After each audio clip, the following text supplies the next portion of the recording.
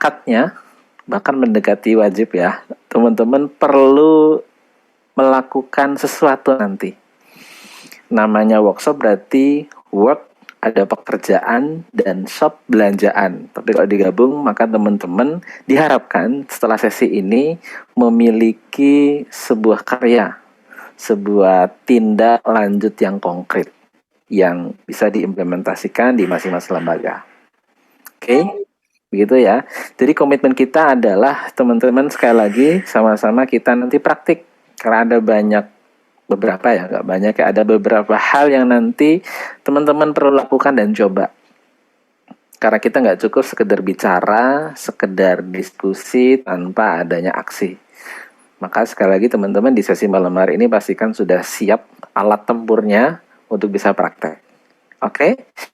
Tujuannya sederhana, seperti subjudulnya, yakni teman-teman dalam webinar ini bisa bawa pulang sesuatu dan mengoptimalkan proses usaha dalam rangka mencapai target SPMB tahun ini. Oke. Terima kasih yang sudah mengabsen presensi dari kolom chat. Terima kasih dari Kediri, Subang, Banten. Ini Subang yang kemarin nggak ya? Dari Jambi baik, dari Banten, dari Bandung, dari Flores. Wah, Pak Jianto, salam kenal Pak. Saya lahir di Atambua Pak, sepulau ya, beda pulau ya sama Flores ya. Dari Solo, terima kasih. Kemarin saya dari Solo juga di Muhammadiyah PK Kota Barat. Dari mana lagi nih? Oke, dari Kediri, dari Aceh, Cianjur, Majalengka, Tasikmalaya, Bekasi, Banjarmasin, Sukabumi. Ada Bu Desi. Ketemu lagi ya di sini. Iya, assalamualaikum Mas Rido. Waalaikumsalam. Terima kasih sudah hadir. Ya, sama-sama Mas. Dari Riau, Jogja, Blitar, macam-macam. Baiklah. Sembari absensi meramaikan kolom chat, saya izin kenalan dulu. Barangkali ya belum kenal. Teman-teman perkenalkan, nama saya Muhsin Ridho, biasa dipanggil Abang Ridho. Saat ini profesi saya dan sedang saya bangun adalah sebagai profesional coach yang membantu sekolah, guru, atau siapapun yang ingin dibantu dengan proses coaching. Lalu saya juga lagi sedang memposisikan diri sebagai pengajar AI. Sebentar, suara saya ya. Oke. Dan Ustaz Susanto saya mute ya. Oke, terima kasih. Dan saat ini sedang mengembangkan dua lembaga. Yang pertama Prima Inovasi Consulting dan marketingsekolah.com. Bagi yang belum berteman di Facebook, IG, Threads ataupun TikTok, boleh. Mari kita berteman di akun saya Muhsin Ridlo, MUCHSIN RIDLO. Sedikit upaya untuk ini ya, memastikan apa yang nanti kita diskusikan punya makna. Jadi semenjak 2006 saya suka nulis di blog dan 2014 sudah berani ngelabeli profesional karena sudah menghasilkan blognya. Lalu sempat juga berkarir di website developer. Artinya saya juga punya kompetensi dalam membangun website. Semenjak 2011, lalu 2012 belajar desain grafis dan fokus pada mengembangkan brand, baik UKM, UMKM, sekolah, perusahaan, dan macam-macam. Dan mulai 2019 saya fokus pada dunia pendidikan dengan mengambil sertifikasi dari BSNP, kemudian saat pandemi sempat ngambil sertifikat dari Google, dan 2022 saya menginisiasi marketing sekolah dan Prima Inovasi Consulting. Sampai hari ini. Kurang lebih begitu perkenalannya. Nanti bisa kita sambung lewat media sosial ya. Ini sedikit dokumentasi beberapa kegiatan yang pernah saya lakukan. Kurang lebih 9 tahun. Mulai dari Sabang sampai Merauke, mulai dari audiennya anak-anak, PG, TK, SD, SMP, SMA, anak mahasiswa, lalu sampai dengan teman-teman yang bulan depan sudah mau pensiun. Dan tempat pelatihannya macam-macam, mulai dari sekolah atau ruangan yang tidak ada dindingnya, tidak ada atapnya, berdinding kayu, beralaskan kayu, sampai dengan yang paling mewah, dan sekolah yang masih sepetak, 2 petak, sampai dengan sekolah yang sudah berlantai-lantai. Alhamdulillah saya diberi kesempatan mengunjungi sekolah-sekolah tersebut. Jadi poin plusnya adalah akan selalu ada tempat untuk kita bersyukur, seperti apapun sekolah kita. Karena perlu teman-teman tahu, tidak ada sekolah yang benar-benar sempurna. Tetapi sekolah yang bertumbuh, senantiasa berkembang dan berusaha untuk lebih baik lagi adalah sekolah yang akan bertahan dan tetap eksis. Jadi nggak peduli teman-teman sekolahnya merasa sekolah saya 3T, jauh dari perumahan, dan di sini orangnya sulit diatur. Semua sekolah punya masalah. Dan yakinilah bahwa dengan ada masalah itu, sekolah kita akan berkembang dan lebih baik lagi. Begitu ya perkenalannya. Saya lanjut dulu karena waktu kita nggak banyak. Oke, yang pertama, sebelum kita masuk di materi, saya ingin ngajak teman-teman untuk yang pertama nih, boleh ditulis di kolom chat apa tantangan terbesar dalam proses PPDB atau SPMB yang teman-teman jalani saat ini. Tantangannya apa? Boleh ditulis di kolom chat. Saya juga ingin tahu. Dari Makassar, dari Bogor, promosinya boleh lebih spesifik, Pak Dani ya. Tantangannya promosi maksudnya apa? Promosinya kurang masif atau bagaimana? Tempat yang masih menumpang satulah dengan SMP dari SD Muhammadiyah dan Nukusuman. Baik, terima kasih. Itu tantangannya. Ada lagi? Silakan diketik. Jangkauan Bali meluas, baru merintis, kurang masif, sekolahnya masih baru, mencari murid Pak. Sedangkan sudah semaksimal mungkin. Kurang tim. Bagaimana meyakinkan? Sekolah belum dikenal. Meyakinkan orang tua, rebutan calon siswa, banyak kompetitor, belum pede sama positioning. Sekolah baru, kurang pondok baru merintis, fasilitas belum lengkap. Oke, pesaing makin banyak. Promosi jam kerja seperti ujung SD buat mas TK buat masuk SD. Branding belum maksimal, banyak sekolah IT sekitar. Tantangan banyak sekolah sebelahan. Sedesa saja ada 6. Oke, banyak sekolah negeri sekitar. Pesaing makin banyak. Oke, 1 yayasan 2 SD. Oke, banyak saingan, tempat penyewa, kurang tim, kurang promosi, jarang konten. Aduh, banyak sekali Bu Ira. Oke. Baru merintis, bersaing lagi dengan yayasan. Oke. Terakhir dari Putri nih. Terima kasih Putri. Oke, sepertinya polanya mulai terbaca ya teman-teman. Banyak sekali merasa saingannya nih, kompetitornya cukup banyak. Biaya sekolah tinggi dibandingkan saingan, bangunan belum terbilang baik. Oke, branding kami sudah mulai awal karena semua personel juga diganti. Oke, peraturan pemerintah makin hari bertambah, kebanyakan aturan begitu ya. Oke, baik. Baru merintis, insecure. Cara ads ikan atau sekolah Bang. Ini baru tantangan ya. Kita belum bicara ekspektasi ya, baru tantangan aja. Jadi selama boleh tahun kemarin, tantangan tahun kemarin dan tahun ini juga masih terulang boleh. Atau tahun kemarin udah banyak, sekarang beda juga boleh. Nah, bedanya boleh diceritakan. Semakin spesifik, semakin detail, semakin bagus. Karena saya akan dapetin ya bayangan dan pemetaan. Masih banyak orang dengan persepsi sekolah itu gratis, sehingga susah untuk tekun belajar. Karena kan gratis. Oke. Masih promosi pakai spanduk dari MTS Arafah. Oke, terima kasih. Lanjut. Saya sebaca polanya ya. Yang kedua. Nah, harapannya apa? Kalau tadi bahas tantangan, sekarang harapan. Teman-teman dari malam hari ini punya ekspektasi harapan apa sih? Boleh nyambung dengan tantangan tadi ya, boleh juga beda. Agar lebih banyak yang minat bergabung. Terima kasih, Wirna. Apalagi silakan. Tahun lalu ada kasus bullying berimbas ke jumlah pendaftar. Dari Bu Kusmanita. Terima kasih. Harapannya dari Danu Kusuman SD Muhammadiyah mendapatkan strategi yang tepat. Dari Bu Riri bisa dikenal lebih banyak.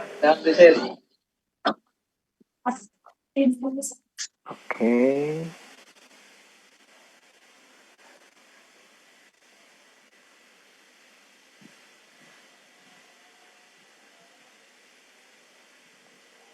Saya mute dulu ya teman-teman ya. Oke, mendapatkan siswa lebih banyak dari tahun kemarin. Oke, sekolah punya konsep unik bilingual bahasa Arab. Oke, ada donatur dari Pak atau Bu Suwari nih. Ada donatur. Oke, ada solusi strategi, terpenuhi kuota, dapat banyak insight. Oke, punya tim khusus. Dapat strategi cara branding, konsep yang sesuai harapan orang tua, dan ingin mendapat murid yang banyak dengan strategi yang tepat. Oke, kuota terpenuhi. Dapat ilmu, dapat solusi. Oke. Baik. Terima kasih. Boleh terus diketik sampai selesai. Maksudnya sampai teman-teman semua ini ya mendapatkan kesempatan ketik sembari nanti saya baca-baca ya. Oke. Semoga cocok hari ini ya. Nah, pada malam hari ini saya ingin mengajak teman-teman dalam, ini salah ketik nih. Sebentar, harusnya 4 ya, bukan 5 ya. Oke, saya edit karena ini kemarin saya kurangi. Karena evaluasi kemarin itu materinya kebanyakan, udah selesai jadinya. Oke, kembali ke sini.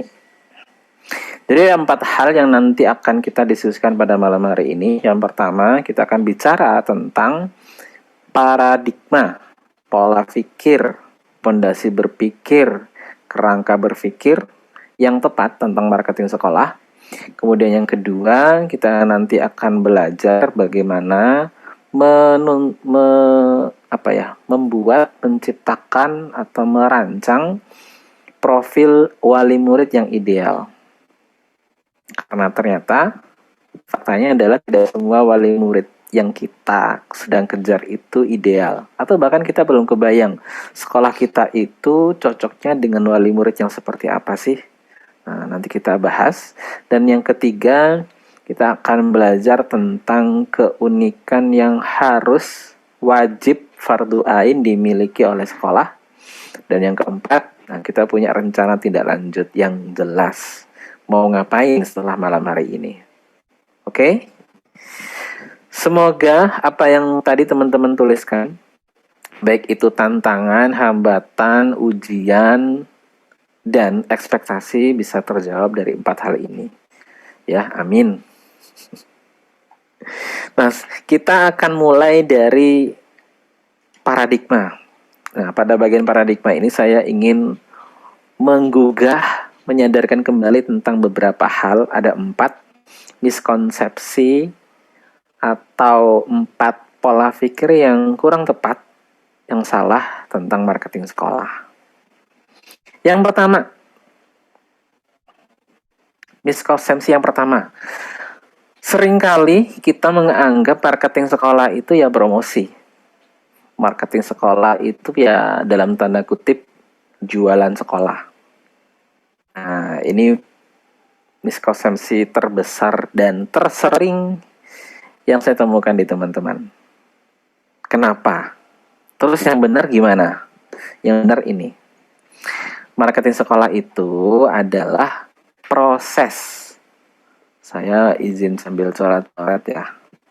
Marketing sekolah itu adalah proses manajemen yang di dalamnya ada proses identifikasi, mengantisipasi, dan memenuhi kebutuhan.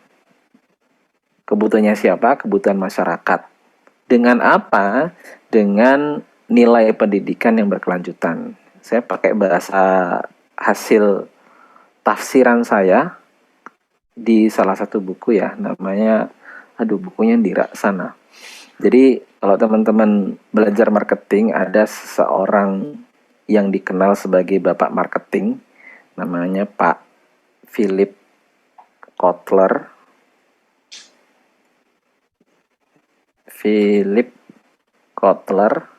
Beliau bikin buku bersama Karen Fox itu judulnya Strategic Marketing for Educational Institution. Saya lupa nih nggak naruh di sini. Intinya begini, beliau mengajak ke paradigma baru bahwa marketing sekolah, marketing pendidikan itu bukanlah tentang promosi saja, tapi ia merupakan sebuah proses manajemen yang tentu saja di dalamnya ada serangkaian aktivitas yang dilakukan. Jadi buat teman-teman yang mendapatkan amanah marketing sekolah, sejatinya tupoksinya bukan hanya promosi. Jadi tugasnya atau job desk-nya itu mulai dari riset atau mengidentifikasi siapa, di mana, kemudian mengantisipasi adanya tantangan, adanya kompetitor, adanya peluang kolaborasi, macam-macam, sekaligus ini memenuhi kebutuhan masyarakat. Jadi marketing sekolah, orang-orang yang mendedikasikan diri, punya amanah di marketing sekolah, sejatinya ini punya misi yang mulia, memenuhi kebutuhan masyarakat melalui nilai pendidikan yang dikomunikasikan secara berkelanjutan. Konsekuensinya adalah, nanti di miskonsepsi yang berikutnya ya, teman-teman gak cukup sekedar merasa kalau udah promosi, berarti ya udah marketing sekolah nih. Nah, dengan definisi baru ini, maka konsekuensinya teman-teman marketing sekolah itu jadi sebuah proses. Ya. Kalau namanya proses berarti mulai dari persiapan atau perencanaan, kemudian aksi, lalu dicek kembali, lalu evaluasi. Action. Corrective action. Saya pakai siklus ya, mohon maaf tulisannya, semoga bisa dibaca. Plan, do, check, action. PDCA.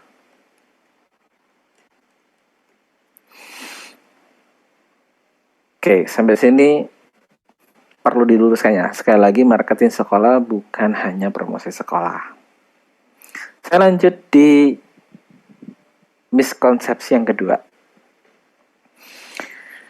Miskonsepsi yang kedua atau pola pikir yang kurang tepat yang perlu kita perbaiki adalah menganggap marketing sekolah hanya dilakukan saat atau menjelang PPDB atau SPMB. Nah, ini keliru. Terus yang benar gimana? Yang benar begini.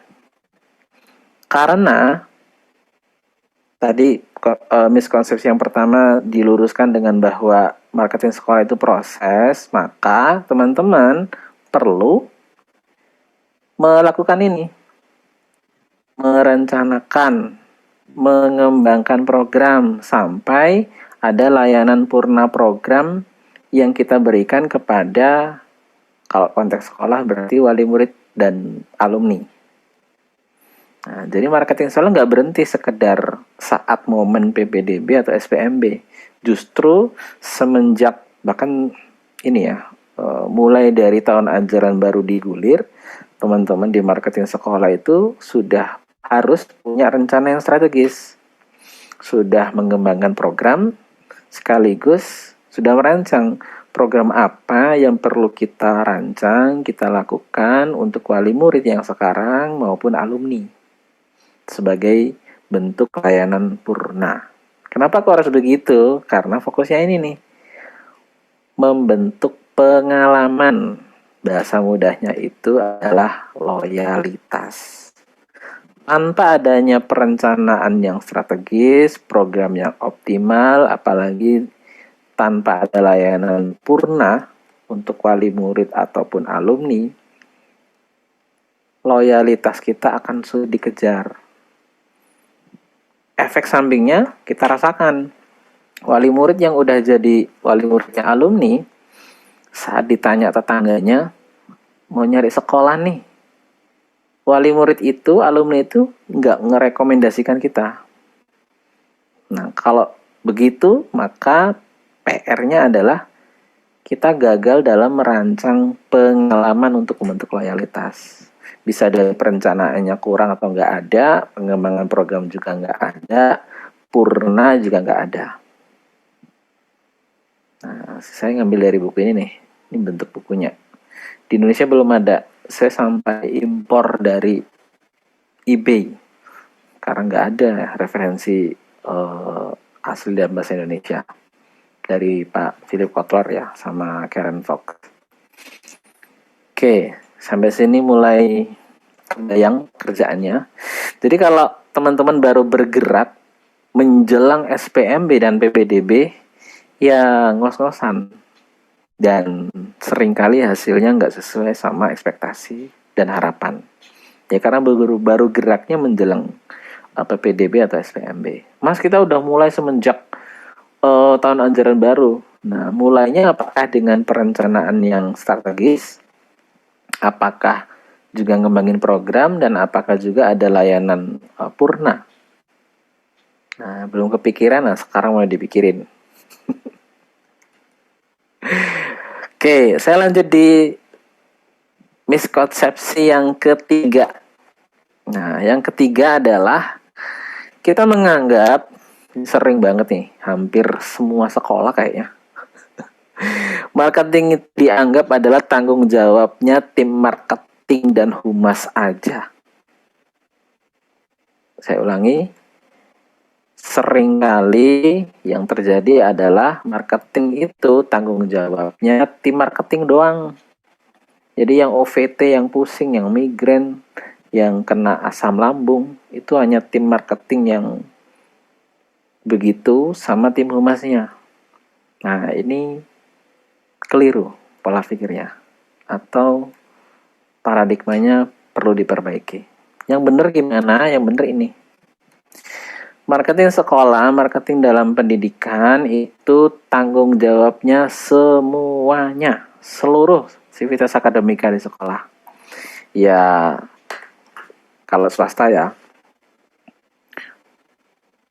pembina, pengurus yayasan, direktur operasional atau direktur pendidikan atau ketua bidang pendidikan di yayasan, keuangan, terus turun ke unit, kepala madrasah, kepala pondok, kepala asrama, apalagi ya, komite, wakil kepala sekolah kurikulum, siswaan, sarpras, koordinator Al-Quran, koordinator tahfiz, koordinator eskul, guru mapel, wali kelas, guru apalagi ya, guru kokurikuler, wali muridnya, alumni. Ini tanggung jawab kita semua. Oh iya, termasuk ini, admin CS, teman-teman di OB, teman-teman di dapur, kalau ini ya boarding sama pondok ya, laundry, security, bahkan Pak Kebun yang bagian bersih-bersih kolam renang, apalagi ya. Intinya semua orang yang ada di yayasan, lembaga pendidikan, di sekolah bertanggung jawab. Terutama mereka yang ini nih, berinteraksi dengan siswa, orang tua, dan masyarakat. Kenapa? Karena dengan ini mereka atau kita ya membangun pengalaman dengan lembaga kita. Persepsi orang, masyarakat terhadap lembaga kita itu tanggung jawab kita semua, bukan? Contoh sederhana, kalau ada guru dari sekolah A pergi ke pasar, masih pakai seragam atau tanpa seragam, dia membawa identitas sekolah. Dan idealnya tanggung jawab marketing sekolah, marketing pendidikan, mempromosikan, mengkampanyekan, mendakwahkan nilai-nilai baik yang ada di sekolah ya tugas dia juga. Bukan melemparnya ke tim humas, tim marketing sekolah. Ya, semuanya. Kalau nggak begitu, tim humas sama marketing bisa puyeng. Migrain bisa kena GERD tiap hari karena dikejar target. Oke, ini miskonsepsi yang ketiga. Dan yang keempat, miskonsepsinya adalah suksesnya marketing sekolah itu hanya diukur dari ketercapaian jumlah siswa yang daftar. Jadi kalau tahun ini targetnya 50, kemudian tercapai 50 pas, merasa sudah sukses, sudah berhasil. Sehingga kepala sekolahnya, kepala atau ketua marketing, tim marketing sekolahnya atau humasnya bilang, kita telah berhasil, Pak. Marketing sekolah kita berhasil karena targetnya tercapai. Nah, sayangnya ini jadi bumerang nanti. Sebab ini miskonsepsi ya. Jadi sekali lagi, suksesnya marketing itu bukan hanya dari jumlah siswa yang daftar aja. Terus dari mana? Dari sini. Suksesnya marketing sekolah itu diukur atau tandanya adalah hubungan antara kita sebagai pemangku kepentingan dengan masyarakat, wali murid, alumni, masyarakat sekitar itu mengalami keberlanjutan baik. Jadi ujungnya bukan jumlah pencapaian target SPMB, PPDB atau PSD, tapi target jangka panjang kita ini bangun hubungan. Nanti teman-teman bisa lihat sekolah yang tidak terlalu tampak bekerja keras dalam proses marketing maupun branding sekolah, selalu, atau saya boleh katakan ini, berbanding lurus dengan hubungan yang sangat kuat mereka sekolah dengan wali muridnya, masyarakat sekitar, plus alumninya. Pasti begitu. Dan biasanya begitu. Maka wali murid yang udah putra-putrinya sudah jadi alumni itu nggak merasa terpisah dengan sekolah ini, sekolah kita, tapi sampai kapanpun, dimanapun, dia akan tetap bangga melabeli dirinya menjadi bagian dari sekolah kita. Dan mereka nggak segan kalau ada sesuatu yang perlu diperbaiki dari sekolah kita, mereka aktif. Saat ada yang berusaha menjatuhkan nilai sekolah kita, nama baik sekolah kita, mereka menjadi garda terdepan membela sekolah kita. Nah, itu berhasil tuh, baru kita jadikan target atau KPIs atau tujuan jangka panjang dari proses marketing sekolah. Banyak ya miskonsepsinya, cuma ada 4. Nah, sekarang coba kita refleksi bareng-bareng nih. Coba teman-teman tuliskan satu aja miskonsepsi apa yang sudah terjadi di sekolah kita dan ingin kita ubah. Lalu sertakan alasannya. Saya ulang kembali ya. Jadi miskonsepsinya ada 4. Yang pertama, menganggap bahwa marketing sekolah adalah promosi. Kemudian yang kedua, marketing sekolah adalah hanya dilakukan saat proses PPDB atau SPMB aja. Yang ketiga, miskonsepsinya adalah marketing sekolah dianggap hanya tanggung jawab dari tim marketing sama humas saja. Dan yang keempat, miskonsepsinya adalah suksesnya marketing sekolah hanya diukur dari jumlah siswa yang daftar. Nah, dari keempat hal ini mana nih yang paling bikin menampar? Yang ingin teman-teman rubah miskonsepsi 1, 2, 3, atau 4. Oke, dari Bu Lutfia semuanya. Mak lo baru merintis. Alhamdulillah, semoga tercerahkan ya. Yang dari Bu Tanti, belum semua stakeholder. Oke, nganggapnya hanya bagian rumah saja ya. Semuanya. Nomor 3, oke. Dari Bu Hera hanya jumlah siswa yang daftar 4, 3. Kasih alasan ya, kenapa kok begitu. Semuanya. Oke, dari 2 dan keempat. Jadi tidak perlu panik. Oke, betul. Fenomenya begitu ya. Terus mereka kemana ya kalau nggak ngelanjutin sekolah? Semuanya. Oke. Kalau sudah tahu miskonsepsinya atau hal yang sudah terlanjur ya mengakar, nah perlu kita bangun komitmen untuk dirubah. Nomor 4 Pak, setelah kuota terpenuhi nggak ada evaluasi, nah itu. Atau setelah kuota nggak terpenuhi nggak ada tindak lanjutnya. Nomor 4, ketika kuota tidak terpenuhi kami dianggap gagal. Nah, lebih pilih mana nih? Kuota wali murid yang kecewa, komplain, akhirnya viral. Mending nggak terpenuhi ya, tapi nggak ada yang viral ya. Oke, dari Mbak Angga bertanya, model marketing dengan webinar mengundang orang tua siswa apa masih efektif ya? Nanti saya jawab ya. Tapi nanti dibantu reminder ya. Disimpan dulu pertanyaannya. Belum buka pertanyaan nih, kita baru refleksi aja.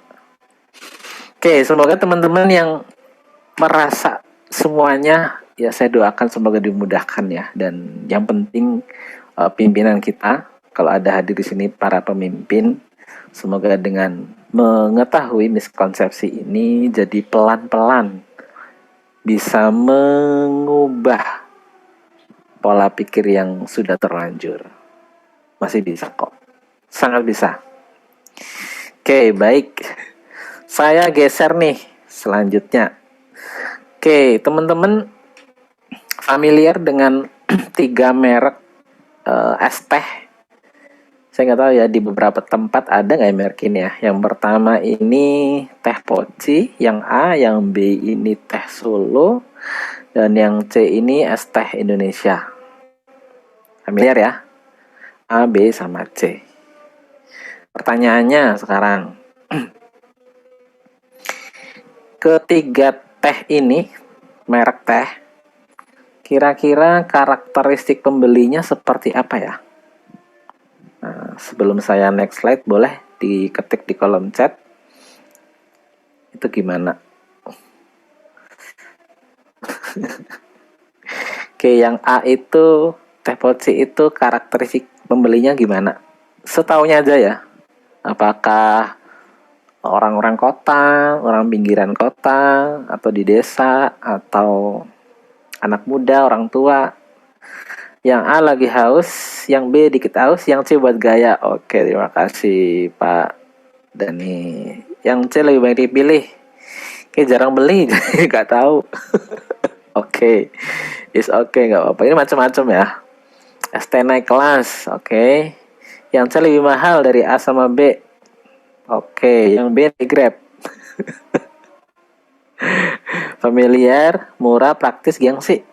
Yang C naik mobil sendiri, oke.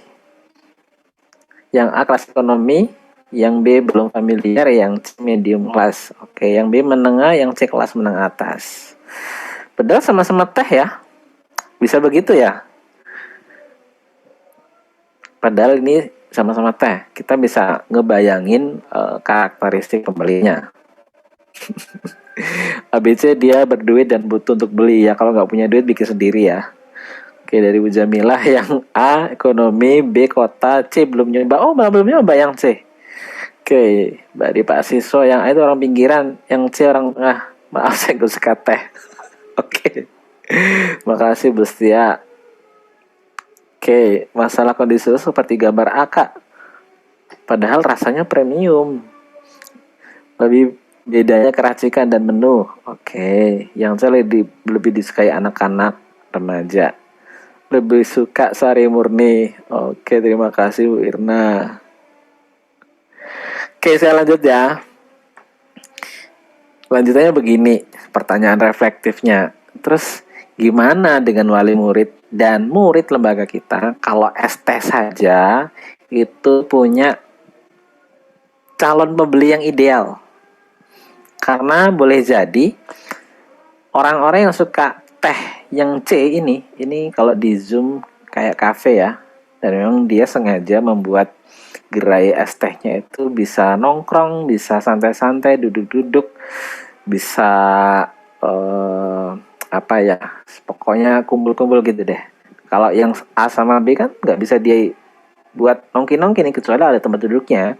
Cuman seringnya yang A sama B itu beli ya udah, nggak ada tempat buat nongkrong-nongkrongnya, makanya biasanya lebih murah.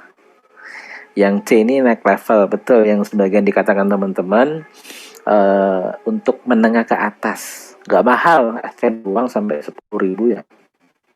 Bahkan ada yang 15 sampai 20. Soalnya ada toppingnya macam-macam. Saya balik ke pertanyaan ini nih.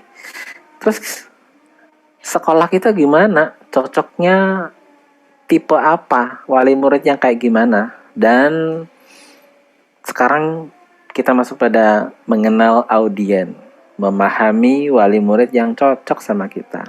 Karena ingat, gak semua wali murid sama murid kita itu cocok sama kita. Dan jangan heran, kita ada wali murid yang ngerasa apa ya, sebelum jadi wali murid itu rewel macam-macam, nggak mau daftar, tapi kita paksa-paksa daftar.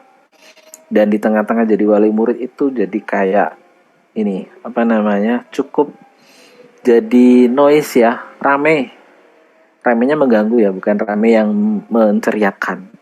Boleh jadi penyebabnya adalah dia mendapatkan ST yang nggak cocok sama dia. Kita pun sebagai brand, sebagai orang yang punya jasa layanannya juga ngerasa orangnya sebenarnya nggak cocok nih. Nah, ini saya skip aja. Oke, sekarang teman-teman boleh buka nih alamat s.id /walmur ideal. s.id /walmur ideal. Saya ketik di kolom chat ya. Nah, teman-teman silakan buka. Instruksinya sederhana. Silakan diunduh atau diklik file, kemudian make a copy. Sebentar, saya simulasikan ya. s.id /walmur ideal. Oke, nanti tampilannya begini. Ini nggak bisa diedit langsung ya. Jadi teman-teman perlu mengunduhnya dahulu.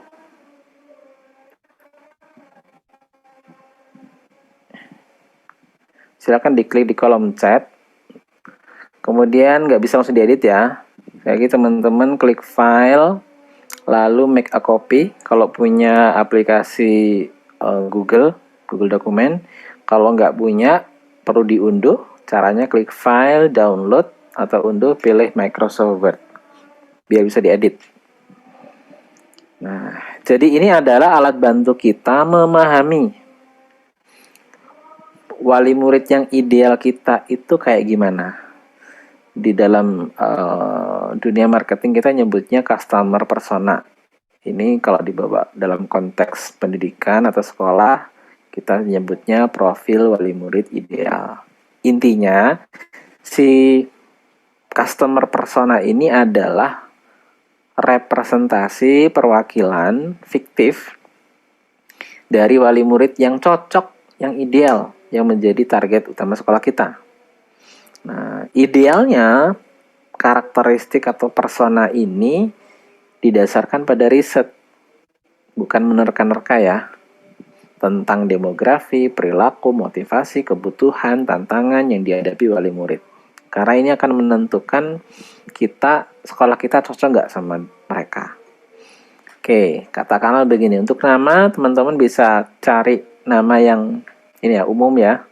Kemudian usia, terus asalnya, daerah mana, kalau mau lebih deskriptif lagi, kecamatan apa. Kecamatannya apa,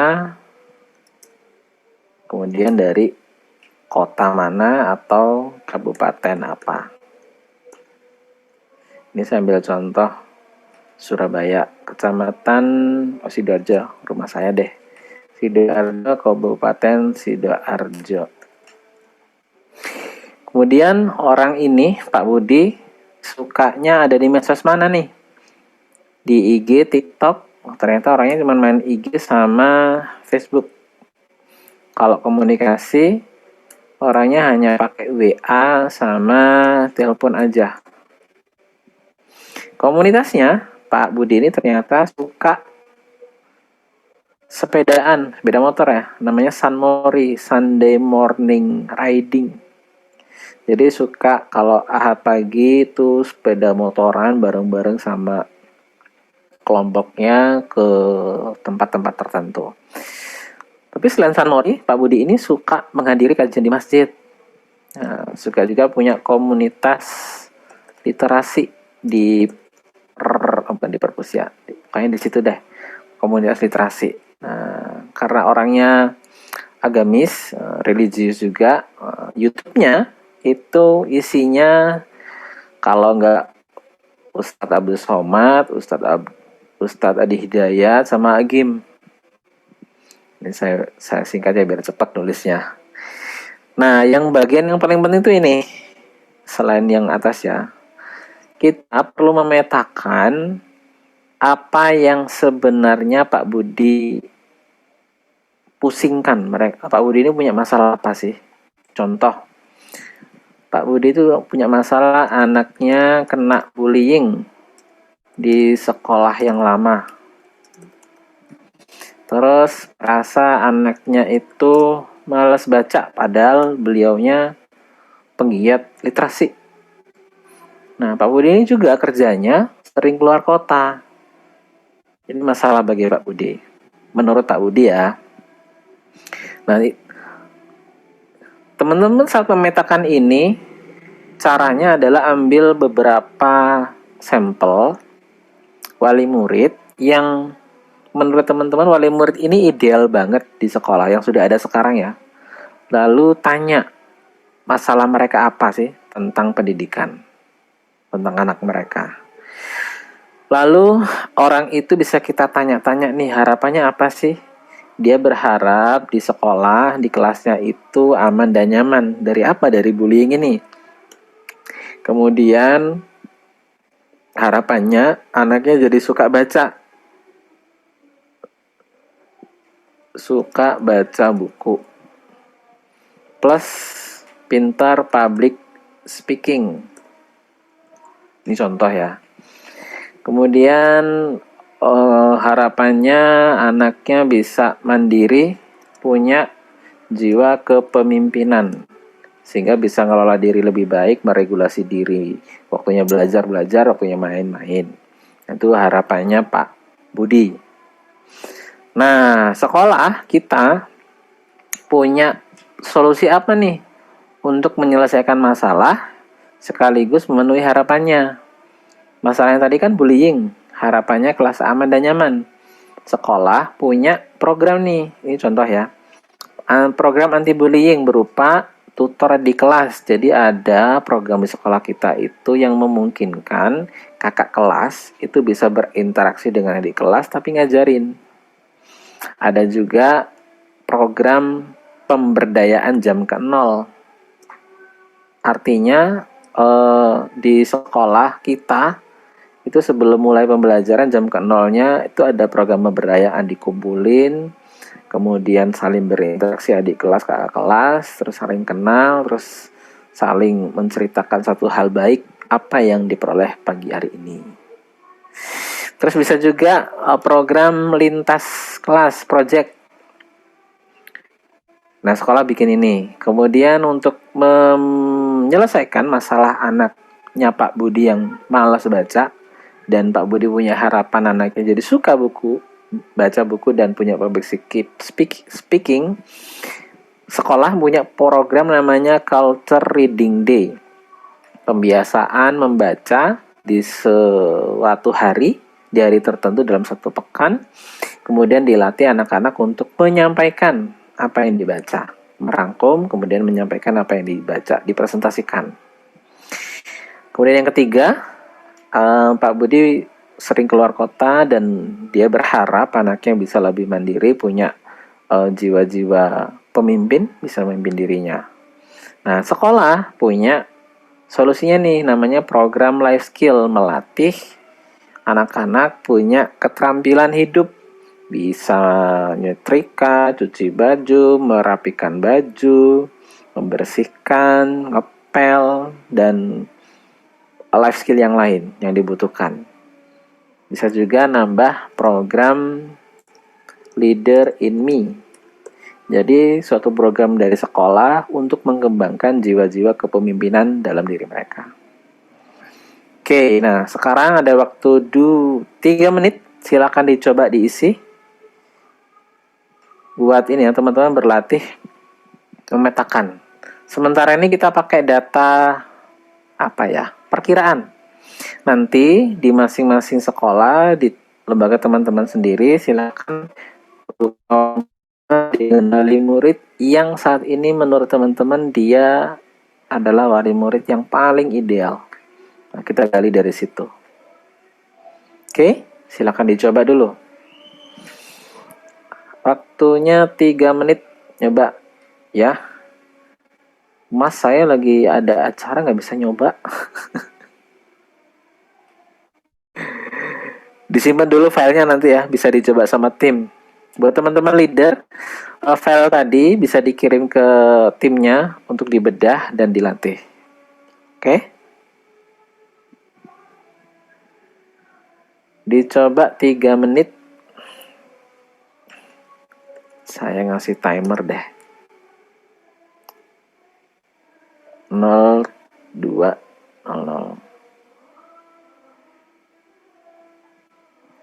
Oke. Biar kelihatan nih, udah berjalan 2 menit. Silakan dicoba. Saya izin sambil minum dulu ya.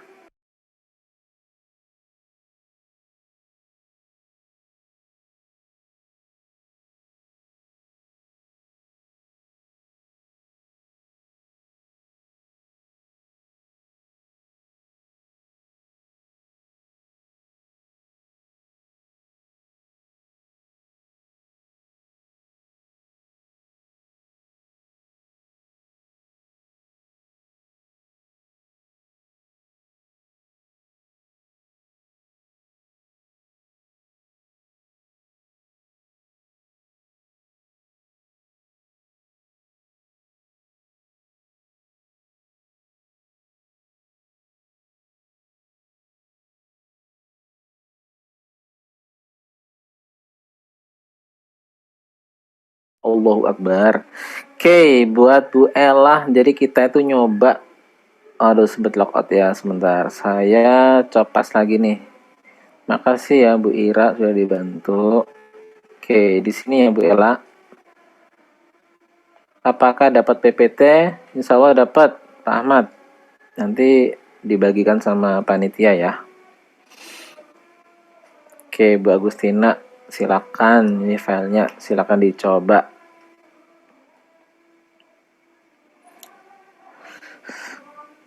Karena waktu kita nggak banyak, jadi nyoba dulu ya. Nanti kalau ada kendala bisa kita diskusikan lebih lanjut. Oke, linknya boleh nanti dikirim ke grup ya, kalau teman-teman yang tadi kelempar-lempar. Soal ada dan slide-nya. Oke, waktunya habis. Oke, sementara dicoba dulu. Maaf tidak bisa. Iya, nggak bisa diedit. Jadi Bu Hera harus di download dulu ya, baru bisa diedit ya. File download atau file make a copy. Nggak bisa di download emang. Jadi harus diunduh terlebih dahulu. Oke, permasalahan sekolah kami adalah alumni tidak antusias. Bahkan ada yang ngomong terang-terangan. Oke, dari Bang Dul. Sementara saya simpen dulu ya. Nanti akhir akan saya jawab.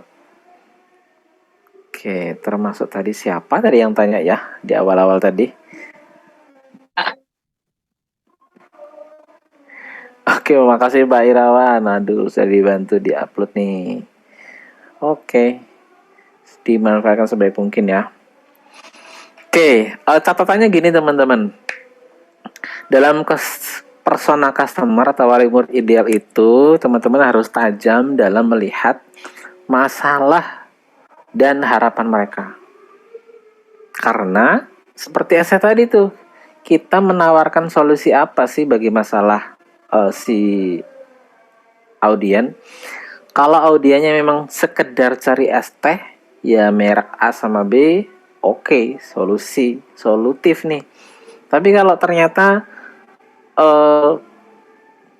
calon pembeli es teh kita itu suka nongkrong dan hobi nongkrong, kalau kita sekedar ngasih es teh doang, nggak cocok, mereka berharap lebih. Maka yang C jadi opsi dengan konsekuensi agak lebih mahal harganya, tapi tetap laku nyatanya. Artinya orang-orang di level C atau di anggaplah kita ini ya metaforakan orang-orang di menengah atas ada di es teh yang C, tetap laku dan ada yang beli. Yang jadi problem adalah kita kalau keliru nawarinya, orang-orang yang ada di kelompok C kita tawari es teh A. Ya kadang ya cocok, kadang gak cocok juga, dan sering kali gak cocok.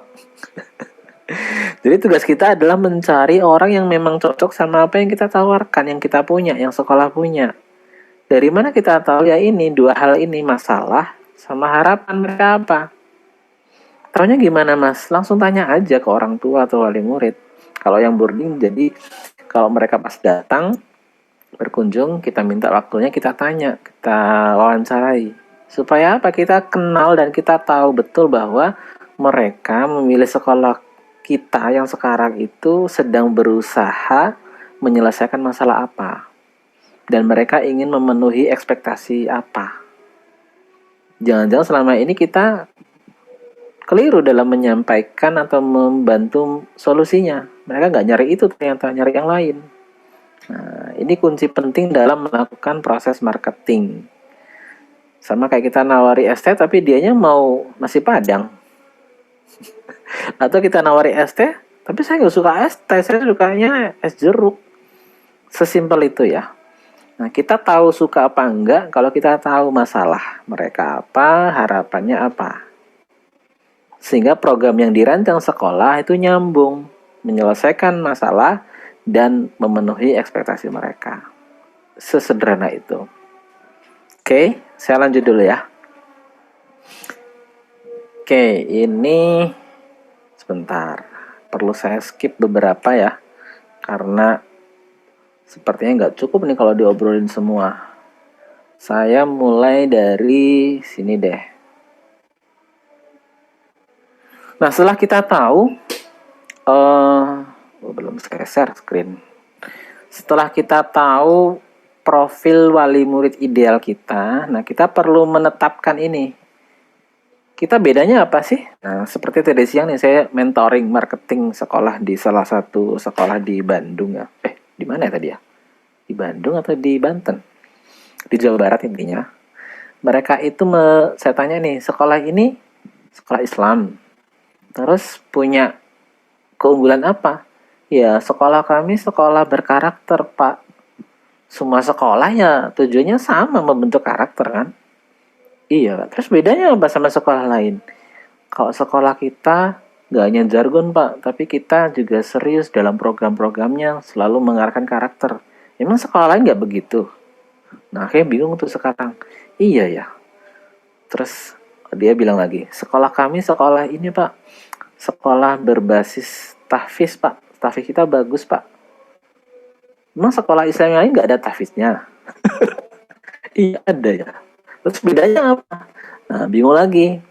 Nah, kebingungan itu semakin bingung kalau kita nggak punya ini nih, keunikan dari sekolah kita apa. Kalau dalam marketing itu namanya UVP. Ini saya adopsi supaya mudah konteksnya adalah Unique Value School. Keunikan sekolah yang hanya ada di sekolah kita, nggak ada di sekolah lain. Kalau kita nggak punya ini, efek sampingnya adalah calon wali murid akan dengan mudah berganti pilihan, akan dengan mudah saat disodori informasi sekolah lain yang lebih murah, lebih dekat, lebih bagus fasilitasnya, akan cepat pindah. Karena kita nggak punya posisi yang kuat di benak mereka. Kita nggak punya sesuatu yang menjadi daya tawar. Kita nggak punya sesuatu yang itu unik. Sama aja dengan sekolah lain. Kalau sama aja mah jadi berat pekerjaan kita. Kita nawari es teh, kalau ditanya es tehnya apa bedanya? Ya es teh aja pokoknya. Jika hanya sekedar es teh aja, maka yang kita tawari bakal tanya, ada yang lebih murah nggak? Ada di sana. Ya udah saya beli di sana aja. Ini logika sederhana ya. Nah, gimana caranya menentukan atau merancang UVS? Simpelnya begini. Teman-teman perlu menjawab 9 pertanyaan ini nih. Ya, dijawab. Cara jawabnya di alamat ini nih. Sebentar, saya ketikin ya. Oke, makasih Mbak Nilam. Sudah dibantu Mbak Admin ya.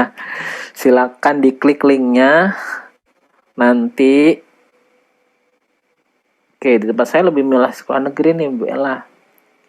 Ya kenapa? Karena merasa sekolah kita nggak ada bedanya sama sekolah negeri. Sekolah negeri lebih murah, makan gratis. Kita nggak punya posisi yang kuat untuk sama Kak Vira.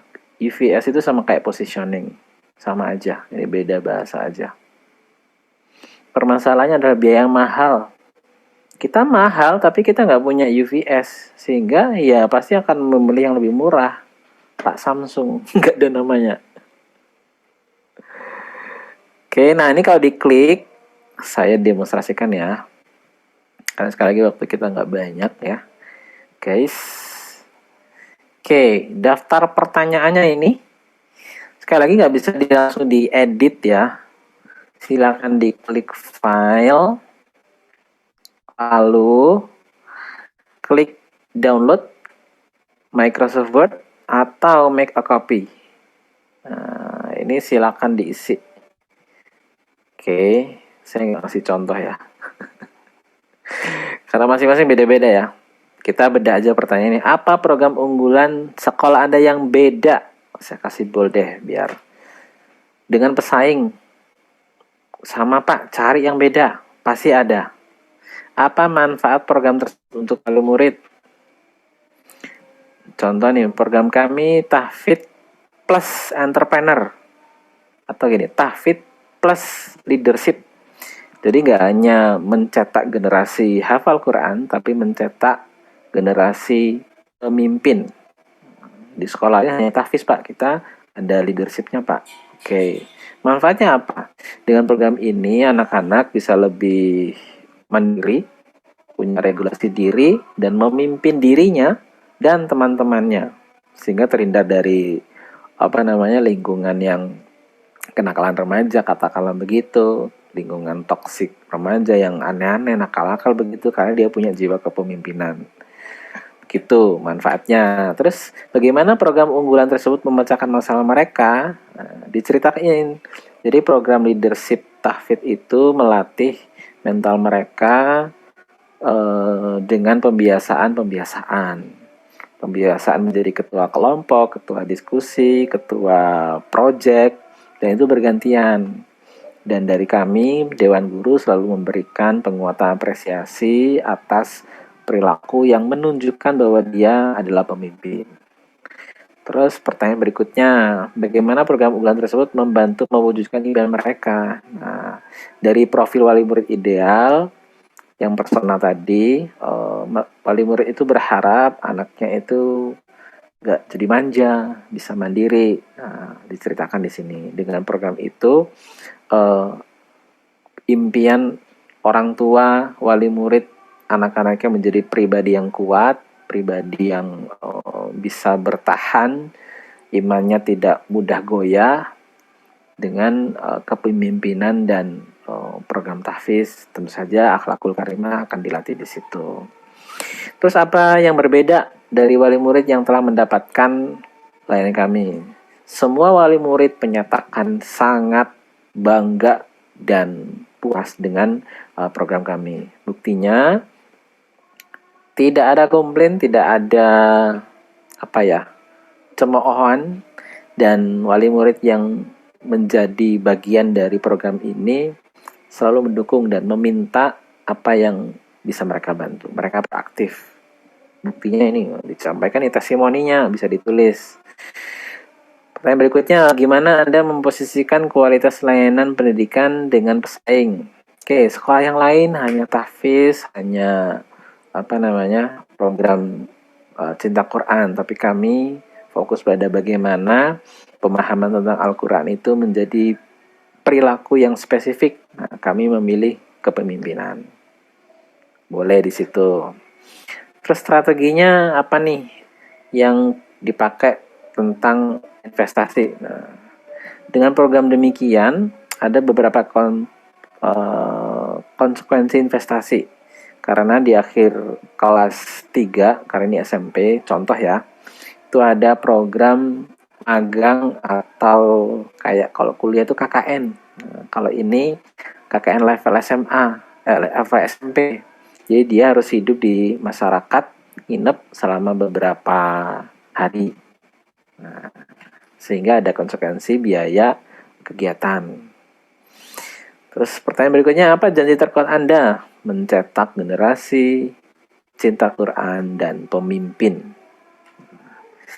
Kenapa orang-orang harus milih sekolah Anda dibandingkan yang lainnya? Karena kami sudah terbukti, diceritakan kami telah menghasilkan lulusan para hafidah sekian banyak, dan alumninya sudah banyak di berbagai organisasi dan komunitas dan menjadi pemimpin. Itu bisa diceritain begitu. Oke, nah ini silakan diisi lengkap ya. Setelah itu ngapain? Nah, idealnya kita menganalisis secara manual ya. Lalu milih kita sebenarnya apa sih UVS kita, keunikan kita apa. Nah, kalau mentok kita bisa minta bantuan AI. Promnya ini guys. Jadi, kita butuh 2 file. File pertama, customer persona atau wali murid ideal tadi kita isi yang lengkap. Kemudian daftar pertanyaan 9 ini kita isi yang lengkap. Lalu 2 file ini kita upload di AI. Bisa pakai Gemini, bisa pakai ChatGPT atau AI yang lain. Lalu kita kasih perintah ini nih. Sebentar, saya copaskan ya.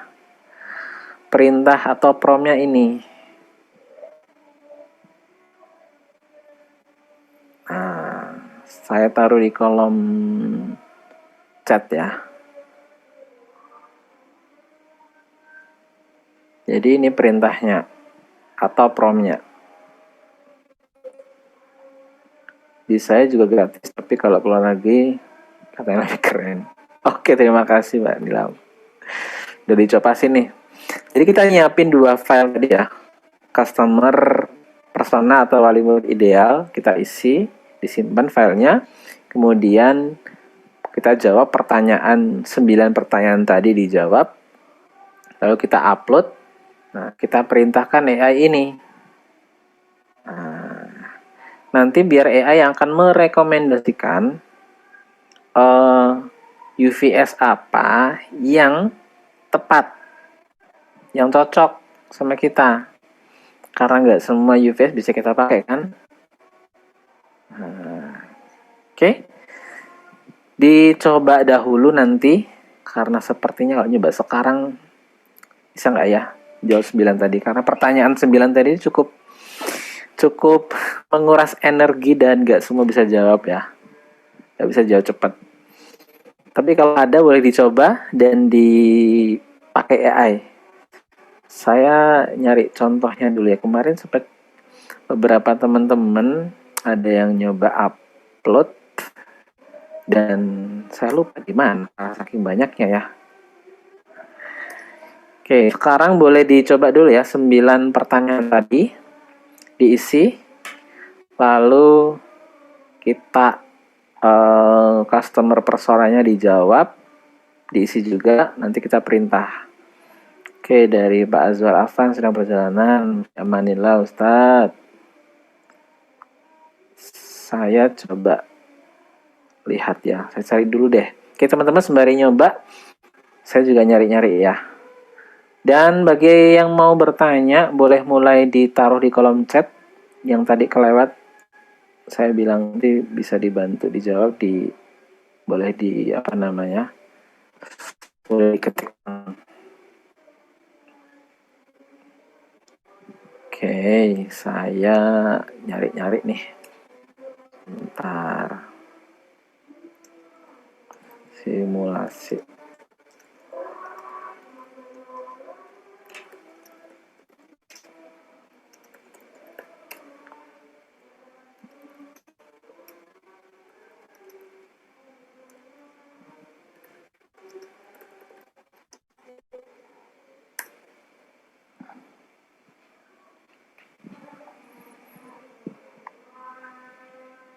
Oke, dari Mbak Nilam, Mas Angga izin bertanya, model marketing dengan webinar ngundang orang tua siswa apa masih efektif? Masih, jika wali muridnya masih suka ikut webinar. Karena nggak semua wali murid suka ikut webinar ya. Kalau dirasa wali muridnya di sekolahnya Pak Angga masih suka, masih antusias ikut webinar, silakan. Kalau dirasa wali muridnya itu daerah pesisir, susah sinyal, pernah bikin webinar gak ada yang ikut, berarti gak efektif. Jadi ini tergantung dari wali murid kita sendiri. Dari Pak Dul, permasalahan di sekolah kami alumni gak antusias, bahkan ngomong terang-terangan, katanya sekolah kami gak komprehensif. Nah, terus gimana? Justru saya malah tertarik nih, kenapa kok alumni bisa begitu? Dan ingat ya teman-teman ya, ini kan komplain ya, tanda komplain ketidakpuasan. Jangan anggap apa yang disampaikan alumni tadi itu bentuk permusuhan. Justru, jika alumni berkata demikian, kita yang perlu muhasabah. Kok bisa gitu alumninya? Kenapa ya? Bukan memusuhinya ya. Karena itu suara alumni tadi itu bukti bahwa ada sesuatu yang perlu kita perbaiki. Dan tanda mereka bilang begitu itu bukan mereka minta permusuhan, tapi tanda mereka peduli. Mereka ingin sekolah yang jadi alma maternya dia itu memperbaiki. Gitu kan? Kalau pola pikir kita menganggap apa yang dikatakan alumni itu ngajak perang, justru malah kita nggak dapat nih esensi kenapa atau esensi dibalik pernyataannya dia. Berikut pula dengan komplain. Kalau ada wali murid teman-teman yang komplain, rewel, jangan dianggap lagi nyari musuh ya. Tapi itu tanda mereka peduli. Tanda mereka ingin sekolah kita menjadi sekolah yang lebih baik lagi. Dan itu bagus. Daripada gini, bayangin, orang tua nggak komplain, dikasih survei kepuasan, bintang 5 semua. Tapi tahun depan ada suara-suara sumbang dari alumni dan wali murid yang sudah jadi alumni mengatakan jangan milih sekolah ini, sekolahnya jelek. Gimana tuh? Atau malah yang lebih bahaya, wali muridnya bikin konten dengan anonim tapi isinya mendiskreditkan sekolah kita. Tapi nggak komplain. Nah, mending enak dikomplain kan? Jelas kita tahu apa yang perlu kita perbaiki. Jadi sekali lagi ya teman-teman ya, komplain itu tanda orang tua, wali murid, wali santri itu peduli, sayang sama sekolah kita. Nah, kalau ada orang yang peduli, orang yang sayang sama kita, masa kita cuekin ya? Ya, oke. Pertanyaan ketiga nih, terakhir. Kenapa kok terakhir? Karena nggak cukup waktunya ya. Kak, sekolah kami baru dan sedang proses bangunan, banyak tantangan, apalagi kami menggunakan istilah kutab yang memang belum pada tahu, minta solusinya. Oke, yang pertama buat Pak teman-teman sekolah baru ya. Kekuatan utama sekolah baru idealnya ada pada kebaharuan yang ditawarkan. Minimal UVS-nya harus sangat kuat, meskipun belum ditunjang oleh fasilitas yang mumpuni seperti sekolah yang udah gede. Gak masalah. Tapi UVS-nya kuat, insya Allah mudah.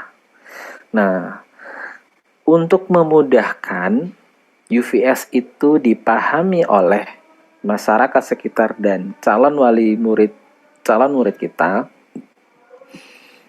istilah-istilah yang dirasa sulit nggak perlu kita terjemahkan, perlu kita bahasakan ulang sesuai dengan apa yang mereka pahami. Kalaupun tetap ingin mempertahankan istilah itu, nah, perlu kita jelaskan di bawahnya nih, ini maksudnya apa. Jangan sampai kita kekeh, kita bersikeras memperkenalkan istilah baru dan merasa ini pokoknya harus tahu mereka istilah ini. Sementara mereka nggak ngerti. Ini kayak kita ngajarin bahasa Arab, sedangkan mereka belum pernah belajar bahasa Arab, baca Qur'annya, tasinya masih amburadul. Ya, kalau di konteks pembelajaran, kalau kita ngajar, kita nggak bisa dong egois dengan apa yang kita pahami, pengetahuan kita harus pakai bahasa yang melangit, sementara yang kita ajari masih ada di bumi. Kita perlu membumikan istilah-istilah sulit tersebut supaya apa? Mereka bisa paham, mereka mudah memahami, mereka dapat pengetahuan. Jadi fokusnya bukan pada apa yang kita wowkan ya, tapi pada kemudahan mereka memahami. Nah, kalau mereka nggak mudah paham, akan muncul banyak persepsi ya, Pak Tresna ya. Kalau banyak persepsi, kalau persepsinya nggak selaras dengan semangat nilai kebaikan sekolah kita, ya bisa miss ini, nggak nyambung. Oke? Terakhir deh, dari Pak Udaya, gimana mengaktifkan alumni? Ya diaktifkan aja Pak, dibikin ini ya, dibangun kembali hubungan. Sama kayak kita kan punya alumni di SMP, SMA, kuliah. Untuk mengaktifkan gimana ya, ngajak kumpul lagi, bersilaturahmi lagi, diajak kumpul dengan semangat tertentu, dengan intensi tertentu. Bisa, ini momennya mau buka bersama nih, mau puasa kan, bisa acara buka bersama, atau mereka diundang ke sekolah untuk menceritakan pengalaman mereka saat sudah di dunia karir. Kalau alumninya ini ya udah kerja, atau kalau alumninya udah kuliah, kita minta mereka cerita tentang kampusnya, jurusannya, apa yang menarik buat para di kelasnya. Sebenarnya kita bangun hubungan. Sesimpel itu, Pak. Oke, sepertinya saya agak percepat buat teman-teman yang ada di wilayah wilayah Indonesia Tengah dan Timur. Sepertinya cukup udah malam banget ya. Saya terakhir mau ngajak ini nih ke sebuah konsep yang namanya, sebentar malah ngeheng ini, sebentar. Pesan utama, saya nyebutnya Core Message Formula atau CMF. Apa sih CMF itu? CMF itu adalah penterjemahan UVS ke bahasa yang bisa dipahami. Nah, tadi seperti pertanyaannya siapa ya tadi ya? Pak Tresno, gimana menggunakan istilah yang banyak orang nggak tahu? Nah, pakai ini nih Pak, namanya Core Message Formula. Mudahnya adalah Core Message Formula itu adalah pesan inti yang menjadi pesan dalam tulisan, bisa landing page, bisa konten tulisan, konten video, brosur, flyer, website, macam-macam. Jadi pesan inti itu kita sebut dengan core message formula. Nah, kalau namanya formula ada rumusnya nih. Rumusnya ini nih. Para audien bisa mampu mendapat benefit dengan apa? Nama program atau solusinya karena apa? Ini rumusnya. Contoh penerapannya begini. Para orang tua milenial bisa menjadikan putra-putri mereka memiliki karakter kepemimpinan. Dengan program apa? Nah, program sekolah rancang itu program Leaders Camp. SD Maju Terus ini nama SD-nya ya, SD Maju Terus. Kenapa? Karena terbukti para alumni Leaders Camp itu selalu menjadi pilihan pemimpin di sekolah barunya. Jadi di SMP, alumni dari Leaders Camp itu selalu jadi ketua kelas, ketua OSIS, ketua bidang, macam-macam. Contoh pertama. Contoh yang kedua, para orang tua urban, artinya mendekati kota tapi nggak kota, pinggiran, bisa membekali putra-putri dengan pengalaman belajar ala negara maju. Dengan apa? Dengan program namanya program Student Exchange, SMP Bahagia. Ini nama SMP-nya ini ya, sekarang ya. Karena alumni program Student Exchange ini terbukti punya karakter kemandirian belajar yang lebih baik dibandingkan dengan pelajar yang biasa. Contoh ketiga nih, audiennya adalah para orang tua sekitar Kabupaten Madiun. Bisa membekali putra-putri mereka menjadi hafidz-hafidhah yang intelektual. Jadi nggak hanya sekedar hafal Quran, tapi orangnya intelek. Dengan apa? Program tahfiz SMP Ijai Islam ini nama. Kenapa kok bisa begitu? Karena metodologi tahfidz ini udah dikembangkan lebih dari 20 tahun. Jadi alasan kuat yang nggak bisa ditolak. Nah, jadi rumusnya, formulanya ini contohnya. Nah, teman-teman perlu merancang ini. Terus kalau udah jadi gimana? Nah, ini yang perlu digaungkan terus-menerus di semua konten ataupun media marketing kita. Ya, di brosur bicaranya ini, di banner bicaranya ini, di poster bicara ini, di broadcast WA bicara ini, di komunikasi saat ada tamu atau calon wali murid, wali santri yang datang di pondok atau di madrasah kita fokus pada pesan ini. Nah, jadi semuanya ini ya punya frekuensi yang sama tentang pesan utama ini. Oke. Nah, terus gimana? Kalau udah semua, maka teman-teman setelah ini perlu merancang. Apa yang perlu dirancang? Kita tadi telah belajar tentang bagaimana menemukan, merancang profil wali murid ideal kita. Nanti silakan dipertajam. Terus yang kedua, kita merancang UVS kita dengan bantuan menjawab 9 pertanyaan plus customer persona dengan AI. Nah, baru kita merancang strateginya. Mau ngapain setelah ini nih? Dengan modal profil wali murid plus UVS ditambahi dengan core message formula sebagai penterjemah dari keunikan sekolah kita. Oke, kurang lebih begitu. Semoga bisa membantu dan pertanyaan insyaallah nanti akan dikomodir oleh Mbak Nilam ya. Saya kembalikan pada Mbak Nilam terlebih dahulu. Silakan Mbak Nilam. Baik, terima kasih banyak. Pada kita bisa istirahat, bisa